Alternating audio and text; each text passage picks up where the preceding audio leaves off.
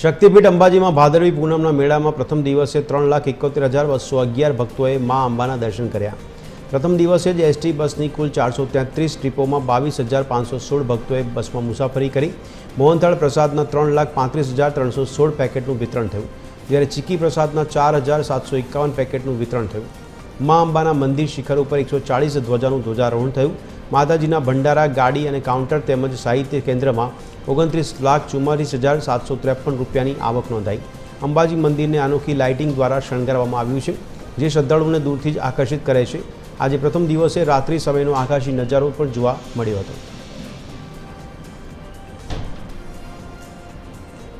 અત્યાર સુધી કોઈ પણ ઇન્સિડન્સ અમારા ધ્યાન ઉપર આવેલ નથી અને બહુ શાંતિથી વ્યવસ્થાથી આજનો જે ભક્તોનો દર્શન છે 3,70,000 જેટલા ભક્તો આવીને દર્શન કરીને અત્યાર સુધી ગયા છે। તેઓનો બહુ શાંતિથી આ દર્શન પૂરું થયેલ છે અને જે વ્યવસ્થા સીસીટીવીના માધ્યમ અથવા બોડી ઓન કેમેરાના માધ્યમથી શરૂ છે તેથી અમે બહુ સારી રીતે આ વ્યવસ્થા અને આ બંદોબસ્ત કરી રહ્યા છીએ।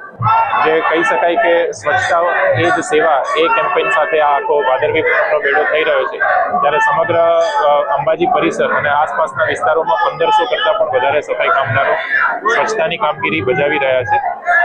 આ સાથોસાથ જ કોઈ પણ માય ભક્તને કોઈ જાતની તકલીફ ના પડે તે માટે વહીવટી તંત્ર દ્વારા વિશેષ ધ્યાન રાખવામાં આવી રહ્યું છે।